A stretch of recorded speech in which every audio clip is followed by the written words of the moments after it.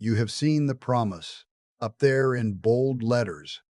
One food, eaten right before bed, that melts the gunk out of your arteries while you sleep. It sounds like mercy. But before we walk one step down that road, something has to be set straight, because this is your heart we are speaking of, and I will not hand you a comfortable lie about your own heart. No food does that, not one. There is, though, one old thing folks here did at night that your heart truly leans on. It never once came on a plate. My name is Noah Yoder. I farm a piece of ground in Lancaster County, Pennsylvania, out of a plain white farmhouse my grandfather raised with his own two hands.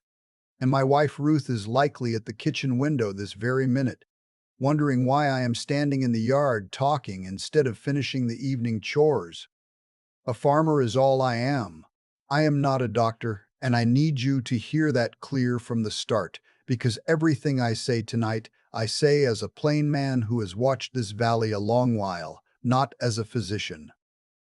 30-some years I have worked this land through its seasons. In that time I have watched more than one good neighbor get an artery scare that kept a family up past midnight, frightened and grasping at anything within reach. So I take this subject slow, and I take it serious. The plainest thing comes first, and it comes clean, so there is no mistaking it later on.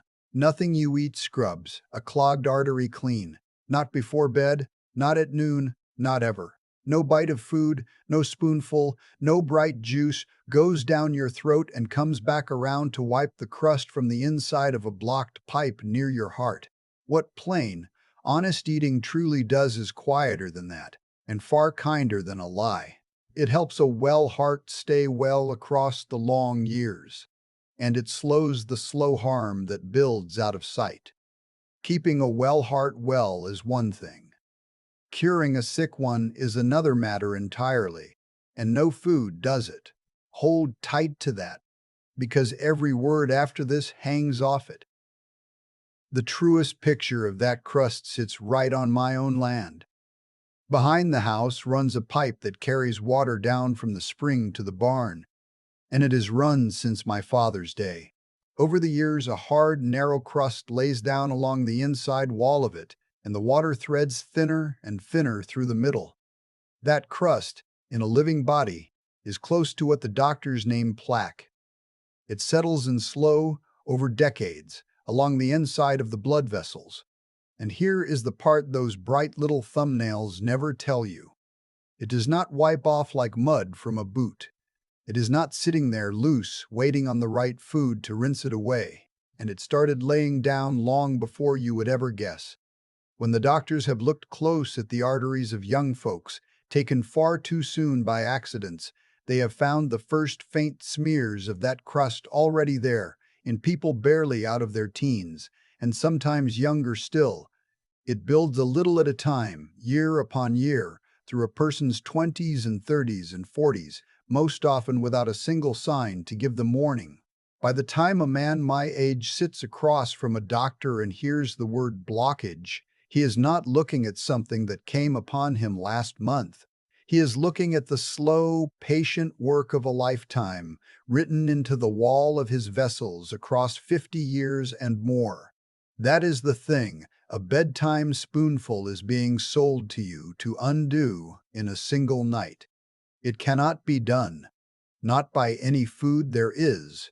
There is something more about a living vessel that a garden pipe cannot do, and it is worth your knowing, because near nobody explains it plain.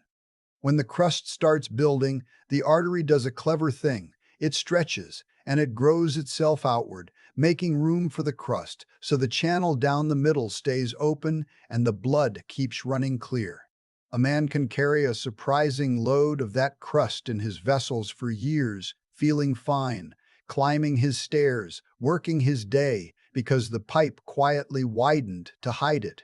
That is one reason a heart scare seems to come out of nowhere on a Tuesday afternoon. The trouble was building all the while out of sight, and the body was covering for it. One more hard truth, since we are being honest tonight. The blockage that fells a man is often not the tightest one, not the one you would think to worry over. Many a heart attack comes instead from a softer, younger patch of that crust, one that was barely narrowing the pipe at all, and it cracks open of a sudden and throws a clot. This is no simple clog you can plunge like a kitchen drain.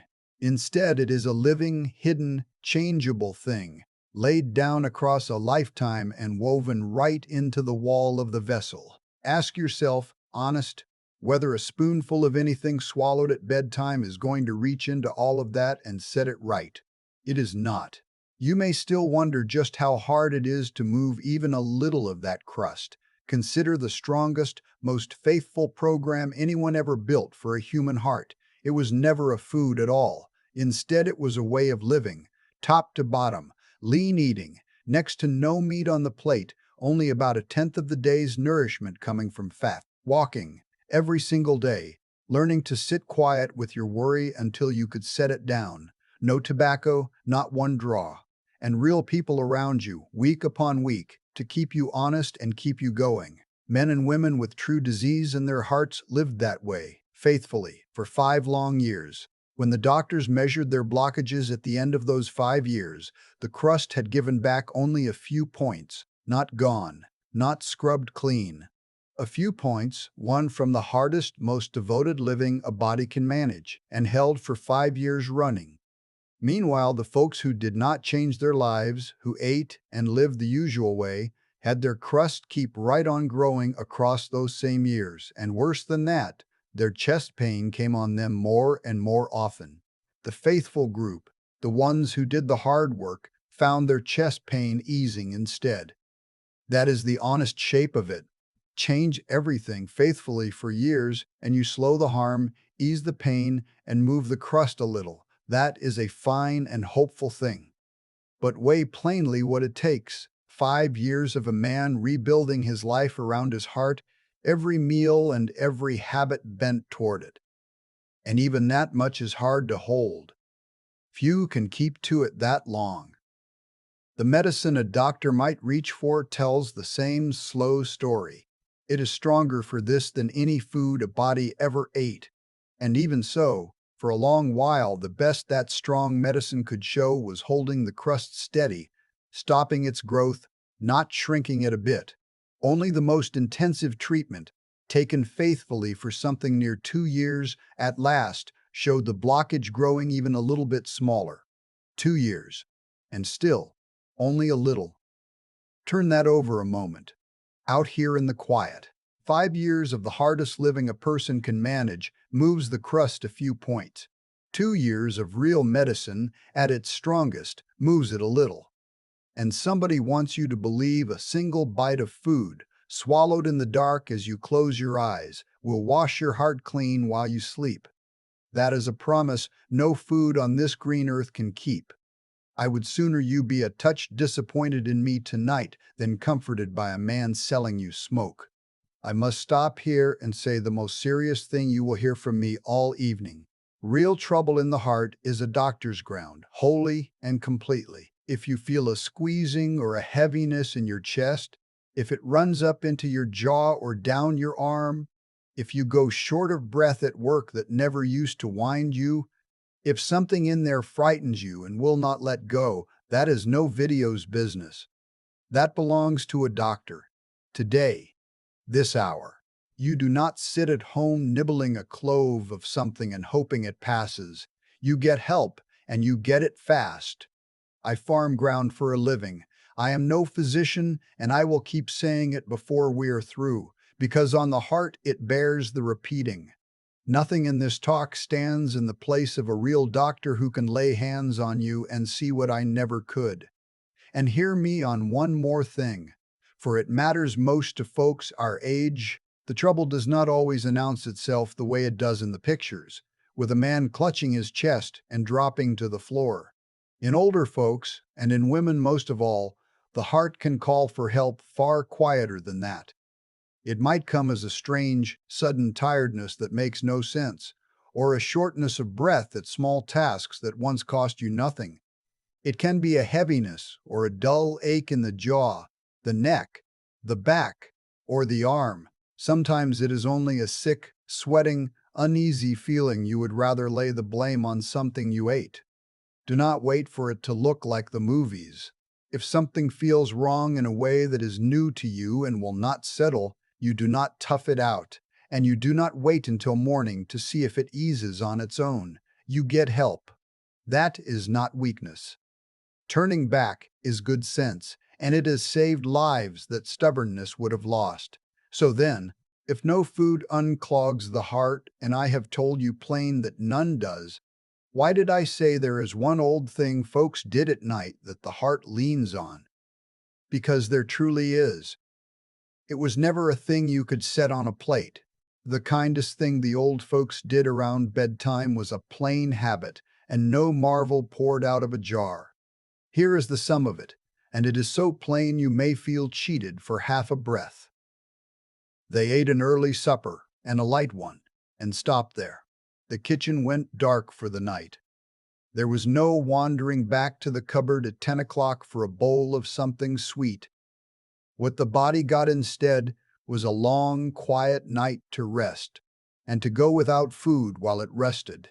An early, light supper, then a long and honest fast through the dark hours until morning.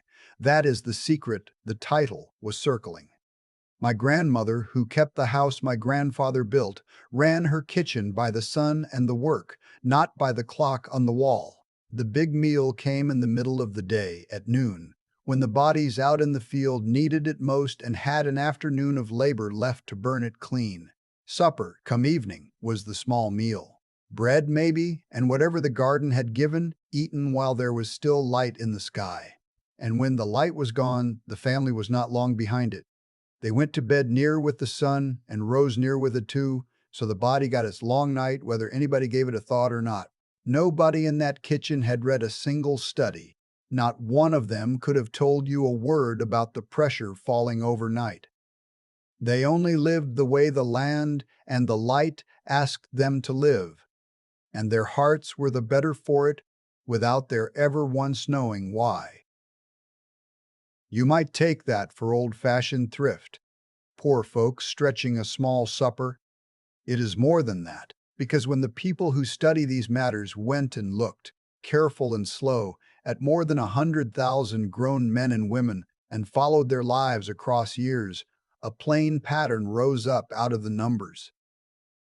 The ones who ate their last meal of the day late, after 9 at night, carried more trouble in the heart and the blood vessels over the years than the ones who finished supper before 8. For the kind of stroke that strikes the brain, the later that last plate landed, the more the risk crept upward, hour by hour.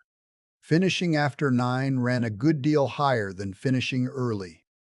And the ones who let their bodies go the longest stretch through the night, with nothing in the belly, sat at the lowest risk of all. That same great gathering of people showed something more. The ones who ate late also leaned toward more sugar trouble, the kind that hardens into the diabetes so many of us carry into old age. And the folks who studied it were careful about it. They did not merely count suppers. They accounted for how people slept, what sort of food they ate, whether they smoked, how heavy they were, all of it. And still the timing showed through the rest. I want to be straight with you about what that is and what it is not. It is no courtroom proof. Nobody penned 100,000 people in a barn and ran an experiment on them.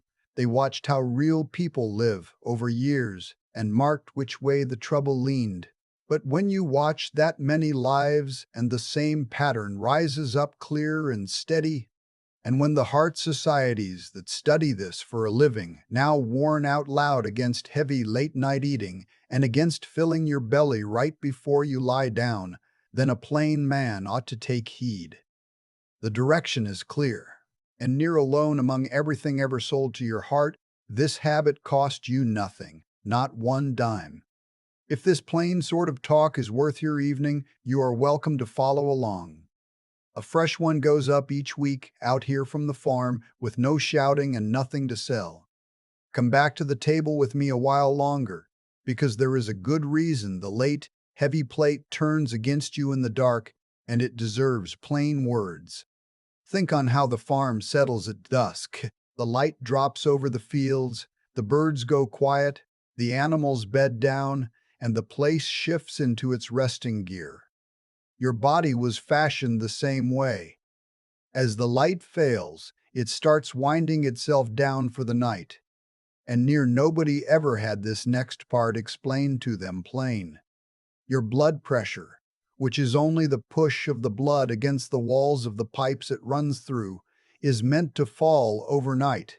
It eases off while you sleep, dropping by something like a tenth or a fifth below its daytime push, the way a team of horses is unhitched from the plow and led back to the barn. That nightly easing is real rest for your heart and your vessels, and the body counts on it. It was built expecting it. A heavy supper late, with a glass of something strong poured on top, keeps the works running hard at the hour it ought to be settling. The body has to rise up and go back to labor, breaking down that big meal when it should be at rest. That blunts the nightly easing, so the push never drops the way it was meant to. And that drink, the nightcap folks reach for to help them off to sleep, robs you of the deep, sound sleep the heart leans on most of all. Folks whose pressure never settles at night, who run high straight through the dark, tend to carry more risk in the years that follow. I will keep my honesty with you here as well, for you have earned it. The people who study this still argue among themselves over just how much that missing nightly easing matters all on its own, apart from everything around it.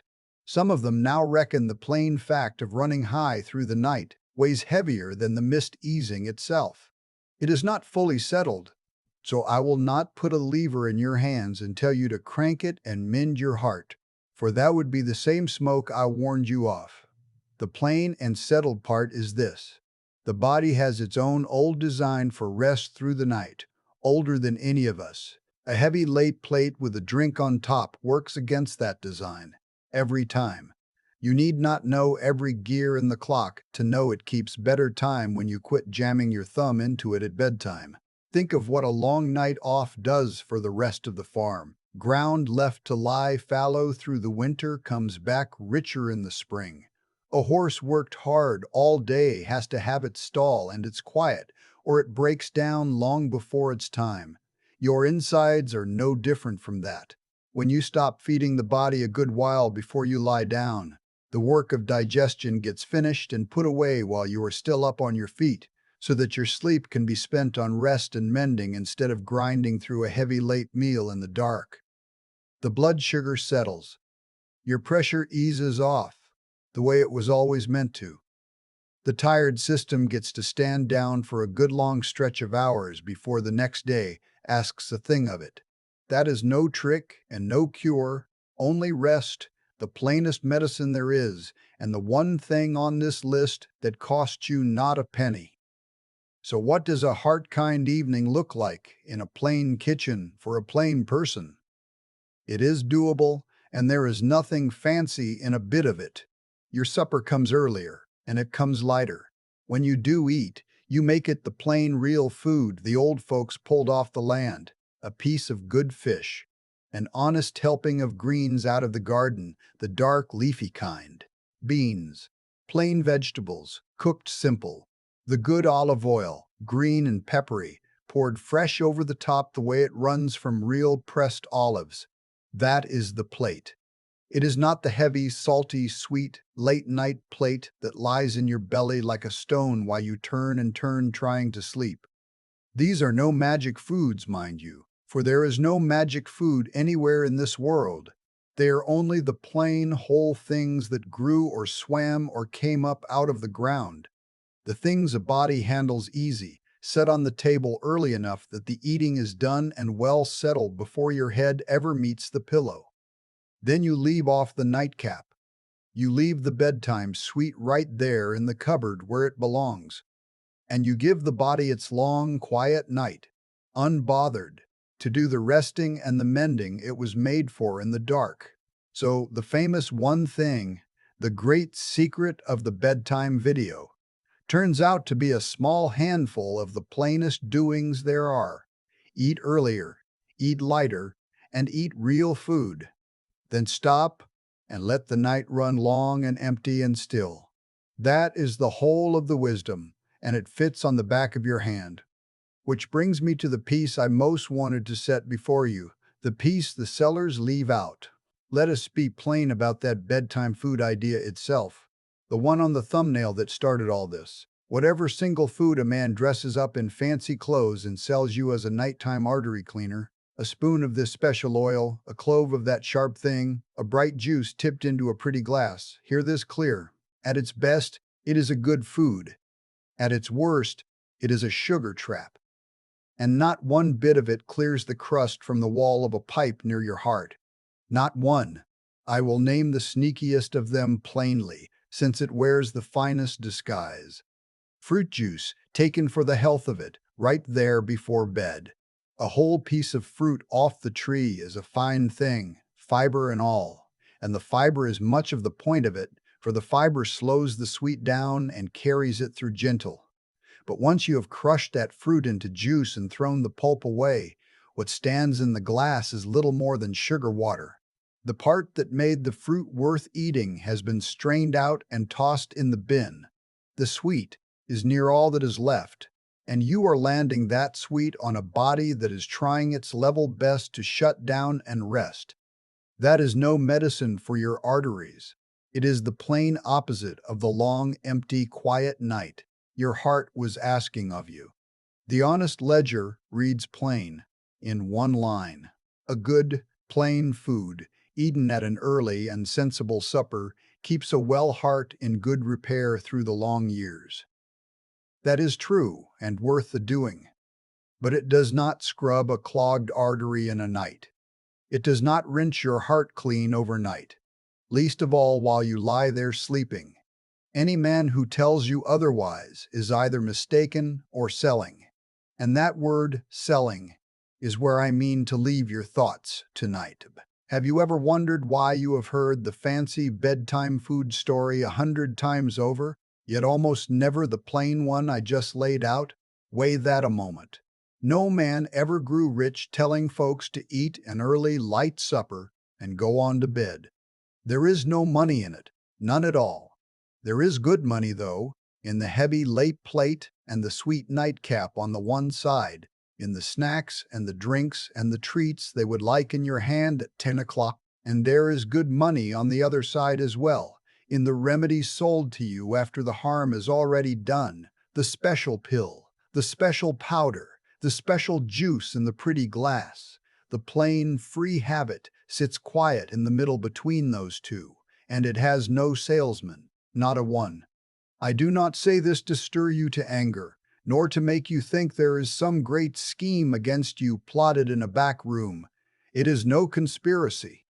It is simpler than that, and sadder. The plain thing profits no one, so it goes unsold, and it goes unsung, and it slips out of the common knowledge one generation at a time until a grandchild has to go hunting for what a grandmother simply knew in her bones. The old wisdom was not proven wrong. It only had nothing to sell. So this week, try the one plain thing I have been circling all along. Pick a single night. It need not be every night. Eat your supper a bit earlier than is your custom, and a bit lighter. Leave the late snack alone in the cupboard. Leave the nightcap be.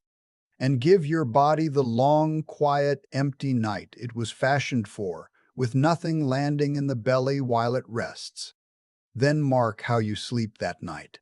Mark how you rise the next morning when the light comes back across the fields. That much is free. It is yours, and no man can sell it to you or take it away. And I will say my one hard thing a final time, for I mean it with my whole chest. If there is any real trouble in your heart, any pain, any warning, any worry that will not leave you be, you carry that to a doctor. Always and only.